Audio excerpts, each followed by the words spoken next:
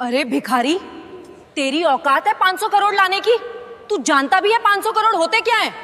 तुम लोगों को अंदाजा भी है कि ये क्या हो गया है? 500 करोड़ रुपए गायब हैं। अगर ये पैसा अभी के अभी वापस नहीं आया तो मैं बर्बाद हो जाऊंगा। अगर कोई 500 करोड़ रुपए वापस ले आया तो मैं उसे 10 करोड़ रुपए इनाम दूंगा। सुबह के ठीक 7 बजे थे। शहर अभी पूरी तरह जागा भी नहीं था, लेकिन मेघराज चौक पर कूड़े की गंध और बसों का शोर पहले से मौजूद था। वहीं फुटपाथ के किनारे फटे हुए बोरे के साथ 12 साल का नील झुका हुआ था। वह प्लास्टिक की बोतलें और टूटी तारें चुन रहा था। उसके हाथों पर जमी गंदगी स्थायी लगती थी, जैसे किसी ने उस पर अनदेखा होने की मुहर लगा दी हो। नील बोलता कम था। लोग समझते थे वह डरपोक है या मंदबुद्धि। सच्चाई यह थी कि वह सुनता बहुत था। बातें, आवाजें, मशीनों की। जब लोग बोलते थे वह शब्द पकड़ता था। जब मशीनें चलती थीं वह पैटर्न पकड़ता था। ठीक उसके सामने शहर का सबसे बड़ा निजी बैंक खड़ा था। शीशे की ऊंची इमारत। हर सुबह काली गाड़ियों से सूट पहने लोग उतरते, मोबाइल पर चिल्लाते हुए अंदर जाते। नील को अंदर जाने की इजाजत कभी नहीं मिली थी। गार्ड हर बार एक ही शब्द कहता था, भाग यहां से। नील मुस्कुरा देता था और फिर कूड़े में झुक जाता था। उसी बैंक की दीवार से सटा एक पुराना ट्रांसफॉर्मर बॉक्स था। नील अक्सर उसके पास बैठकर सूखी रोटी खाता था। उसे वहां से एक अजीब सी भनभनाहट सुनाई देती थी। बाकी लोगों के लिए वह शोर था, नील के लिए भाषा। उस दिन दोपहर को माहौल बदला हुआ था। बैंक के अंदर अचानक अफरा तफरी मच गई। कर्मचारी अपनी सीटों से उठ खड़े हुए। मैनेजर्स के चेहरे पीले पड़ गए। एक के बाद एक फोन बजने लगे। ऊपर की मंजिल पर बोर्डरूम में चीख सुनाई दी, 500 करोड़ गायब हो गए हैं। यह कोई अफवाह नहीं थी। बैंक के मेन सर्वर से 500 करोड़ गायब हो गए हैं। करोड़ रुपए ऑनलाइन ट्रांसफर हो चुके थे। पैसा न किसी ग्राहक के खाते में था, न किसी विदेशी बैंक में। वह सिस्टम से जैसे फिसलकर हवा में घुल गया था। आईटी टीम दौड़ पड़ी। सर्वर लॉग्स खोले गए, फायरवॉल चेक हुए, साइबर सिक्योरिटी एक्सपर्ट्स को कॉल गया, पुलिस को सूचना दी गई। हर मिनट के साथ बैंक की साख डूब रही थी। बाहर फुटपाथ पर बैठा नील यह सब देख रहा था। उसे कुछ अजीब लगा। बैंक के बैकअप सर्वर की एग्जॉस्ट फैन की आवाज बदली हुई थी। वह लय में नहीं चल रही थी। बीच बीच में एक हल्का सा ठहराव था, जैसे कोई सांस रोक रहा हो। नील उठ खड़ा हुआ। उसने बोरा नीचे रखा और दीवार के पास कान लगा दिया। उसकी आंखें सिकुड़ गईं। यह चोरी नहीं है, वह बुदबुदाया। यह रूट रीडायरेक्शन है। नील को याद आया अपनी मां का चेहरा। मां जो कभी इसी बैंक में क्लीनर थी। एक रात एक्सीडेंट में चली गई। उसके बाद नील सड़क पर आ गया। मां के पास एक पुराना कीपैड फोन था और उसमें कुछ नोट्स। नंबर नहीं, पैटर्न। नील ने जेब से वह मुड़ा तोड़ा कागज निकाला जिस पर उसने खुद से बनाए निशान लिख रखे थे। वह रोज मशीनों को देखकर नई चीजें समझता और निशान बनाता था। बैंक के अंदर घबराहट बढ़ रही थी। बाहर एक कूड़ा बिनने वाला लड़का खड़ा था, जिसकी नजरें शीशे के पार सर्वर रूम की दीवारों के आर पार देख रही थीं। नील ने गहरी सांस ली। अगर अब नहीं बताया, उसने खुद से कहा, तो पैसा हमेशा के लिए चला जाएगा। उसने बोरा उठाया और बैंक के मुख्य गेट की तरफ बढ़ गया। गार्ड ने उसे देखते ही डंडा उठाया। कहा था ना, यहां मत आना। नील रुका नहीं। उसने पहली बार सीधा आंखों में देखकर कहा, साहब, जो पैसा गया है वो अभी भी इसी बैंक में है। गार्ड हंसा, लेकिन अंदर कहीं ऊपर एक अलार्म और तेज हो गया। और यहीं से कहानी शुरू होती है। गार्ड की हंसी अभी पूरी भी नहीं हुई थी कि बैंक के अंदर से एक महिला बाहर आई। नीले रंग की साड़ी, गले में आईडी कार्ड और चेहरे पर साफ घबराहट। वह बैंक की senior operations manager Radhika Mehta थी। पिछले 20 मिनट से वह लगातार आईटी टीम और हेड ऑफिस के बीच फंसी हुई थी। उसकी नजर नील पर पड़ी। क्या कहा तुमने? उसकी आवाज सख्त थी, लेकिन आंखों में थकान साफ दिख रही थी। गार्ड ने झट से कहा, मैडम, यह कूड़ा बिनने वाला है, झूठ बोल रहा है। नील ने सिर झुकाया, फिर धीरे से बोला, मैडम, पैसा बाहर नहीं गया। सिस्टम ने खुद रास्ता बदला है। अगर अभी कुछ नहीं किया गया तो 3 घंटे बाद वो पैसा अपने आप मिट जाएगा। यह सुनते ही राधिका का दिल धक से रह गया। तुम्हें कैसे पता? उसने बिना सोचे पूछ लिया। नील ने बैंक की दीवार की तरफ इशारा किया। आपके बैकअप सर्वर का फैन 30 सेकंड में एक बार रुक रहा है। ऐसा तब होता है जब लोड जानबूझकर घुमाया जाता है। यह चोरी नहीं है, यह ट्रैप है। वह बोलते समय न घबरा रहा था न तेज, जैसे यह सब उसके लिए नया नहीं था। राधिका ने एक पल सोचा। अंदर आईटी हेड चिल्ला रहा था कि डेटा फ्लो समझ नहीं आ रहा। पुलिस रास्ते में थी, मीडिया को भनक लगने ही वाली थी। उसने गार्ड को देखा। इसे अंदर आने दो। गार्ड चौंक गया। मैडम, यह, मैंने कहा, अंदर आने दो। नील पहली बार बैंक के अंदर गया। एयर कंडीशन की ठंडी हवा से वह सिहर गया। फर्श इतना चमकदार था कि उसमें अपना गंदा चेहरा देखकर उसे झिझक हुई। लोग उसे घूर रहे थे। कोई फुसफुसाया, ये बच्चा क्या करेगा? नील को इससे फर्क नहीं पड़ा। राधिका उसे सीधे आईटी फ्लोर पर ले गई। वहां 5 लोग 5 लैपटॉप और बड़ी स्क्रीन के सामने खड़े थे। स्क्रीन पर लाल रंग की लाइनें और नंबर भाग रहे थे।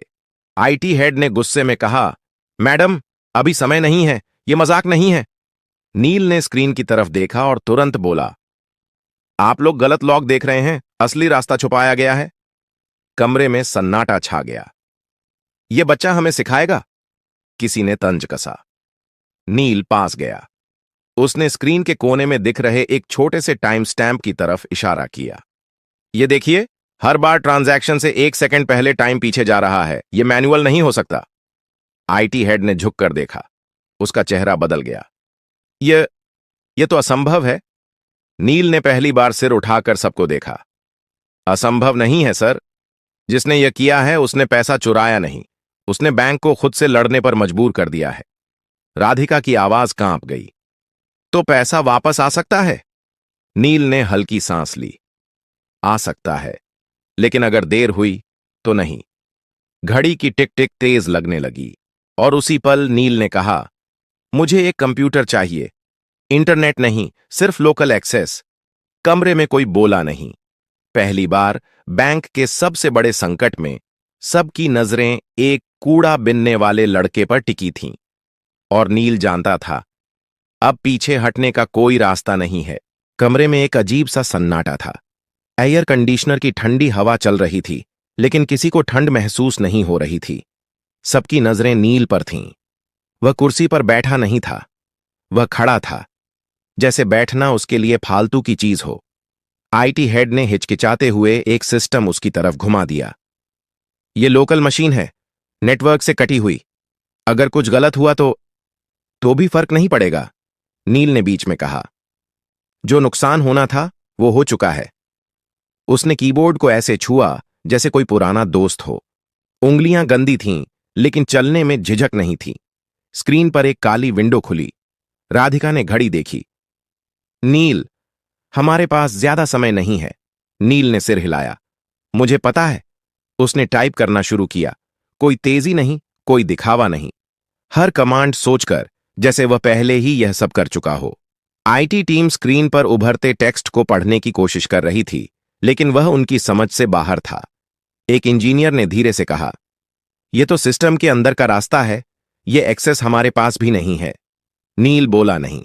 उसने अगली लाइन डाली। अचानक स्क्रीन पर एक मैप खुला। यह किसी बैंक अकाउंट का नहीं था, यह डेटा के बहाव का नक्शा था। तीर, घुमाव, बंद रास्ते। नील ने एक जगह उंगली रखी। यहीं फंसा है पैसा। लेकिन यहां तो कोई अकाउंट ही नहीं है, आईटी हेड ने कहा। नील ने उसकी तरफ देखा। क्योंकि यह अकाउंट नहीं है, यह एक खाली कमरा है। सिस्टम ने खुद बनाया है। राधिका की आंखें फैल गईं। सिस्टम ने? हां, नील बोला।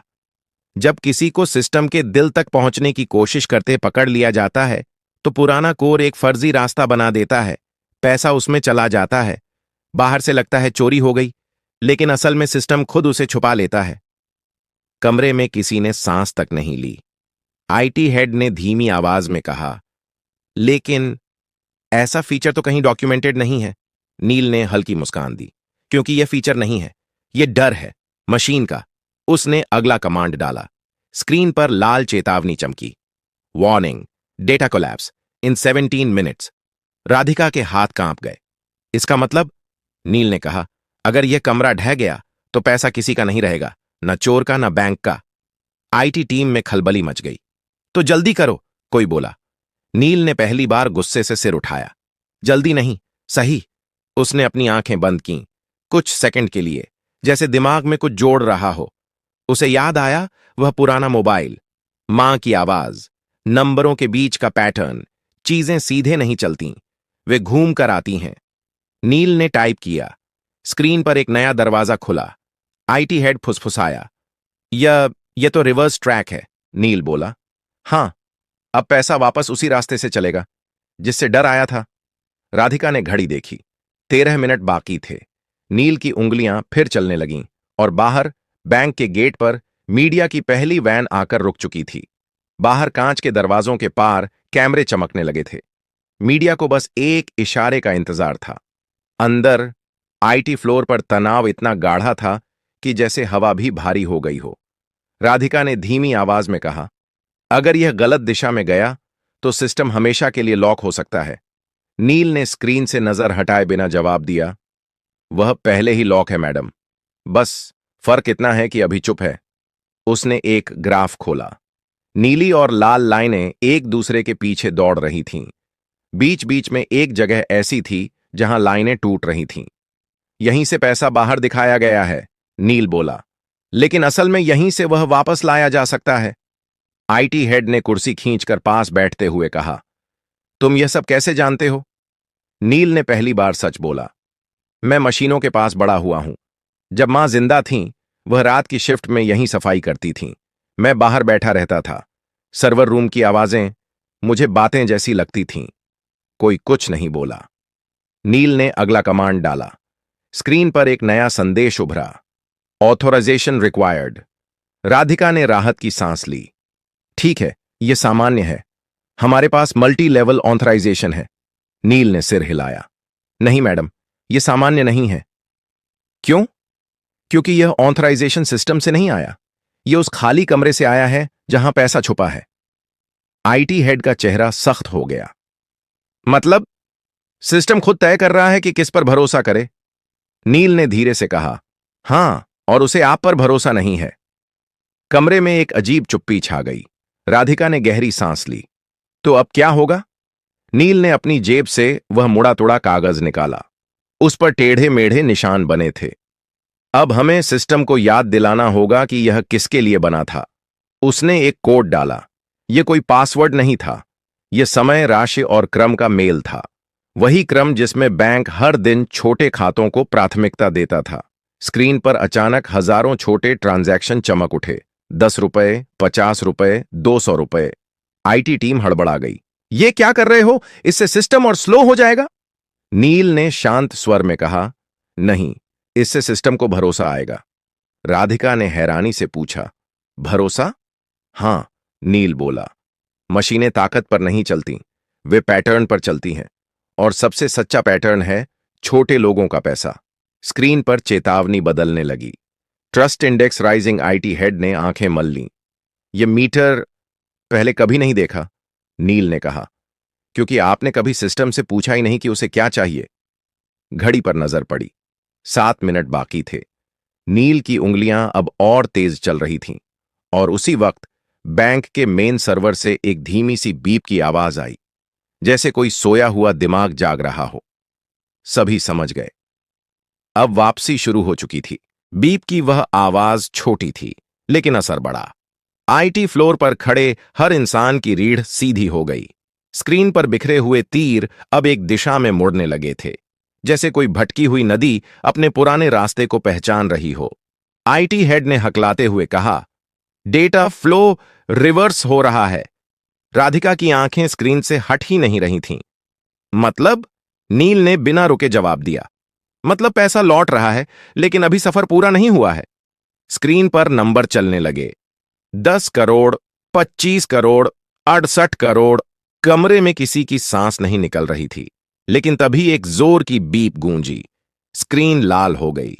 System conflict detected. IT head उछल पड़ा। ये क्या है अब? नील रुक गया। पहली बार उसकी उंगलियां थमी। जिसने यह किया है उसे अब पता चल गया है। कौन? राधिका ने पूछा। नील ने सिर झुकाया। कोई बाहर का नहीं, अंदर का। कमरे में हलचल मच गई। लोग एक दूसरे की तरफ देखने लगे। स्क्रीन पर एक नया लॉग खुला। एक ही यूजर आईडी, एक ही मशीन, बार बार। आईटी हेड का चेहरा सफेद पड़ गया। ये तो हमारे ही नेटवर्क से है, नील ने धीरे से कहा। चोरी बाहर से नहीं हुई थी, रास्ता अंदर से खोला गया था। घड़ी देखी गई। अब सिर्फ 4 मिनट बचे थे। राधिका ने खुद को संभालते हुए कहा, नील, क्या हम इसे रोक सकते हैं? नील ने जवाब देने से पहले एक गहरी सांस ली। हां, लेकिन इसके लिए मुझे सिस्टम को पूरी तरह बंद करना होगा, 30 सेकंड के लिए। कमरे में हड़कंप मच गया। क्या? यह नामुमकिन है। पूरा बैंक ठप हो जाएगा। नील ने पहली बार सबको सीधे देखा। अगर नहीं किया तो पैसा आधे रास्ते में फंस जाएगा, ना आपका रहेगा ना चोर का। राधिका ने आंखें बंद की एक पल के लिए, फिर बोली, करो। आईटी हेड ने चौंक कर उसकी तरफ देखा। मैडम, मैं जिम्मेदारी लेती हूं। नील ने आखिरी कमांड तैयार किया। उसकी उंगलियां हल्की कांप रही थीं, लेकिन दिमाग साफ था। उसे मां की आवाज याद आई, डर लगे तो भी सही काम मत छोड़ना। उसने एंटर दबाया। पूरे बैंक की लाइटें एक साथ बुझ गईं। कंप्यूटर, एटीएम, सब कुछ। बाहर मीडिया चिल्ला उठा, बैंक बंद हो गया, पैसा डूब गया। अंदर घुप अंधेरा था। फिर 1 सेकंड बाद, 2 सेकंड बाद, तीसरे सेकंड पर एक हरी लाइट जली, फिर दूसरी, फिर पूरी स्क्रीन। सिस्टम वापस आ चुका था और इस बार पैसे के नंबर एक एक करके सही खाते में लौट रहे थे। 100 करोड़, 250 करोड़, 400 करोड़। आईटी हेड की आंखों से आंसू निकल आए। हो गया। आखिरी नंबर रुका, 500 करोड़। रिकॉन्साइल्ड। कमरे में कोई ताली नहीं बजी, कोई चिल्लाया नहीं। सब बस नील को देख रहे थे। वह कुर्सी से नीचे उतरा, थका हुआ, खामोश। बैंक का पैसा वापस आ चुका था। अब सवाल यह था, यह चोरी किसने की थी और नील सच में कौन था? कमरे में सन्नाटा था, लेकिन यह डर का नहीं था। यह उस पल का सन्नाटा था जब इंसान समझ जाता है कि अब कहानी बदल चुकी है। स्क्रीन पर हरे रंग की लाइनें स्थिर हो चुकी थीं। 500 करोड़ पूरी तरह बैंक के खातों में लौट चुके थे। सिस्टम नॉर्मल दिखा रहा था, लेकिन लोगों के चेहरे अभी भी जमे हुए थे। राधिका ने धीमी आवाज में कहा, नील, तुमने बैंक को बचा लिया। नील ने कोई जवाब नहीं दिया। वह स्क्रीन को देख रहा था, जैसे किसी और चीज की तलाश में हो। आईटी हेड ने राहत की सांस लेते हुए कहा, हमें तुरंत यह पता लगाना होगा कि अंदर से यह किसने किया। नील ने गर्दन हिलाई। सिस्टम खुद बता देगा। कैसे? किसी ने पूछा। नील ने एक आखिरी लॉग खोला। यह आम यूजर लॉग नहीं था। यह वह लेयर थी जहां सिर्फ तब एंट्री होती है जब कोई सिस्टम को धोखा देने की कोशिश करता है। स्क्रीन पर एक नाम उभरा। कोई टेक्निकल कोड नहीं, कोई फर्जी आईडी नहीं, एक साफ नाम, बैंक के डिप्टी टेक्नोलॉजी डायरेक्टर का। कमरे में जैसे हवा निकल गई।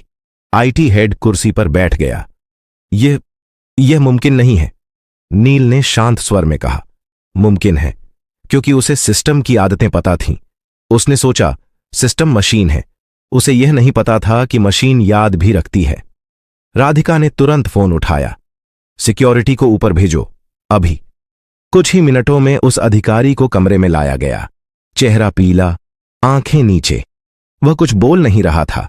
राधिका ने सख्त आवाज में पूछा, आपने यह क्यों किया? वह चुप रहा। नील आगे बढ़ा। क्योंकि आप सोच रहे थे कि पैसा बाहर निकल जाएगा और सिस्टम आपको पहचान नहीं पाएगा। लेकिन आपने एक गलती की। आदमी ने पहली बार सिर उठाया। कौन सी? आपने छोटे खातों को नजरअंदाज किया, नील बोला। आपने सिर्फ बड़े ट्रांजैक्शन देखे। सिस्टम ने आपको वहीं पकड़ लिया। आदमी टूट गया। मुझे कर्ज में डुबो दिया गया था। मुझे रास्ता नहीं दिखा। राधिका ने सिक्योरिटी को इशारा किया, ले जाइए। जब वह बाहर गया तो किसी ने राहत की सांस ली, किसी ने शर्म की। नील अब दरवाजे की तरफ बढ़ने लगा। राधिका ने चौंक कर कहा, रुको, तुम कहां जा रहे हो? नील रुका। मेरा काम हो गया मैडम। काम? उसकी आवाज भर आई। तुम्हें पता है तुमने क्या किया है? बैंक, ग्राहक, पूरा सिस्टम। नील ने धीरे से कहा, मैंने सिर्फ जो गलत था उसे सही किया है। राधिका आगे बढ़ी। तुम्हें इनाम मिलेगा, नौकरी मिलेगी, पढ़ाई, सब कुछ। नील ने पहली बार हल्की मुस्कान दी। अगर आप सच में कुछ देना चाहती हैं तो एक काम कीजिए। क्या? बाहर जो बच्चे कूड़ा बीनते हैं ना, नील बोला, उनके लिए सिस्टम बनाइए, ऐसा सिस्टम जो उन्हें अनदेखा न करे। राधिका कुछ बोल नहीं पाई। नील दरवाजे से बाहर निकल गया। वही फटा बोरा, वही गंदे हाथ। लेकिन अब बैंक की दीवारें उसे देख रही थीं, क्योंकि सिस्टम तो बच गया था। अब इंसानों की बारी थी। बैंक के बाहर शाम ढल चुकी थी, लेकिन भीड़ कम नहीं हुई थी। कैमरे अब भी चमक रहे थे। रिपोर्टर एक दूसरे को धक्का देकर आगे आने की कोशिश कर रहे थे। सबको एक ही खबर चाहिए थी। 500 करोड़ कैसे लौटे? राधिका कांच के दरवाजे के पास आकर रुकी। उसके हाथ में माइक्रोफोन नहीं था, फिर भी आवाज साफ थी। यह बैंक की जीत नहीं है, उसने कहा। यह एक बच्चे की समझ की जीत है। भीड़ में हलचल मच गई। कौन बच्चा? कहां है वो? नाम बताइए। राधिका ने दरवाजे की तरफ देखा। नील जा चुका था। उसके कदम पहले ही फुटपाथ की तरफ मुड़ चुके थे, जहां उसकी दुनिया थी। टूटे डिब्बे, प्लास्टिक की बोतलें और मशीनों की आवाजें। उसे नहीं पता था कि पीछे क्या हो रहा है, लेकिन शहर को पता चल चुका था। कुछ ही घंटों में खबर फैल गई। एक कूड़ा बिनने वाला लड़का, बैंक की चोरी, 500 करोड़ वापस। सोशल मीडिया पर सवाल उठे। यह लड़का कौन है? इसे मौका क्यों नहीं मिला पहले? हमने कितनी नील जैसे बच्चों को अनदेखा किया। अगली सुबह बैंक के बाहर एक पोस्टर लगा। अगर आप नील को जानते हैं, हम उससे मिलना चाहते हैं। उसी सुबह नील ट्रांसफॉर्मर बॉक्स के पास बैठा था। उसने पोस्टर देखा, पढ़ा, फिर नजर हटा ली। उसके लिए पोस्टर नया नहीं था, नई थी लोगों की नजर। दोपहर तक नगर निगम के अधिकारी आए, फिर एक स्कूल की वैन, फिर एक महिला जो शिक्षा विभाग से थी। सब एक ही बात कह रहे थे, तुम्हें पढ़ना चाहिए, तुम्हें यहां से निकलना चाहिए। नील ने पहली बार सवाल पूछा, क्या पढ़ाई के बाद भी कोई मुझे सुनेगा? कोई जवाब नहीं दे पाया। शाम को राधिका खुद आई, बिना साड़ी, बिना पद के, सिर्फ एक इंसान की तरह। उसने नील के पास बैठकर वहीं सूखी रोटी तोड़ी। मैं तुम्हारे लिए कोई योजना नहीं लाई, उसने कहा। मैं बस ये पूछने आई हूं, तुम क्या चाहते हो? नील ने सोचा, फिर बोला, मैं चाहता हूं कि सिस्टम पहले पूछे, बाद में जज करे। राधिका ने सिर हिलाया। यहीं से एक बदलाव शुरू हुआ। बैंक ने एक छोटा सा प्रोग्राम शुरू किया। नाम नहीं था बड़ा, लेकिन असर बड़ा था। सड़क पर रहने वाले बच्चों को मशीनों के पास बैठने दिया गया। उन्हें हटाया नहीं गया, उन्हें सुना गया। नील वहां रोज आता था, अब बोरे के साथ नहीं, एक कॉपी के साथ। शहर ने पहली बार उसका नाम ठीक से बोला, नील। और यही नाम अब सिस्टम में दर्ज हो चुका था। अनदेखा नहीं, बल्कि जरूरी। अगर आपको यह कहानी पसंद आई हो तो लाइक जरूर करें। ऐसी ही कहानियों के लिए सब्सक्राइब करें और इसे अपने दोस्तों के साथ शेयर करें। कमेंट बॉक्स में जरूर लिखिए कि आप किस शहर या गांव से देख रहे हैं।